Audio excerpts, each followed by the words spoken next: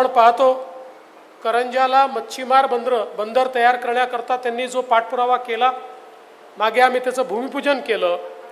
खरं म्हणजे आपल्या लक्षात असेल की 120 कोटीचाच प्रकल्प होता, पण मध्यंतरीच्या काळात 2.5 वर्षात उदयजी एक फुटकी कवडी त्याला मिळाली नाही आणि त्यामुळे 120 कोटीचा प्रकल्प 153 कोटीवर गेला।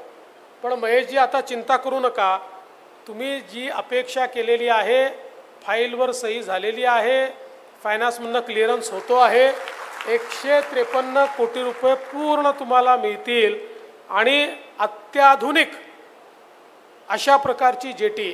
स्वप्न असलं पाहिजे तर मोठंच असलं पाहिजे।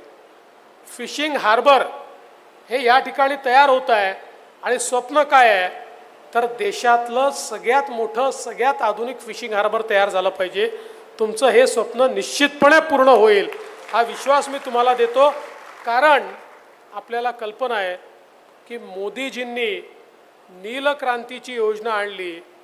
देशामध्ये पहिल्यांदा केंद्र सरकारमध्ये या ठिकाणी मत्स्य मंत्रालय हे मोदीजींनी सुरू केलं। इतके वर्ष स्वातंत्र्यानंतर मासेमारी करणारा इतका मोठा समाज आहे, पण त्याचं मंत्रालय नव्हतं, ते मोदीजींनी सुरू केलं।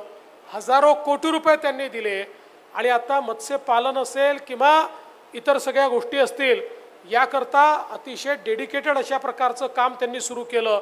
हजारो त्या ठिकाणी जेटीज तयार केल्या आणि एक प्रकारे या क्षेत्राला विशेष दर्जा देण्याचं काम हे मोदीजींच्या माध्यमातून झालं आहे।